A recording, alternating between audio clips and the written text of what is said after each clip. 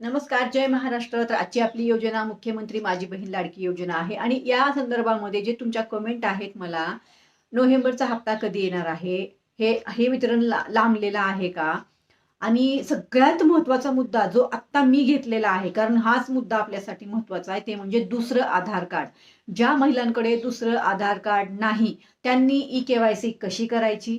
ज्या महिलांकडे दुसऱ्या आधार कार्ड संदर्भात डॉक्युमेंट आहेत, अंगणवाडी ताई डॉक्युमेंट्स घेत नाहीयेत कारण त्यांना आदेश नाहीत, असं त्यांचं म्हणणं आहे.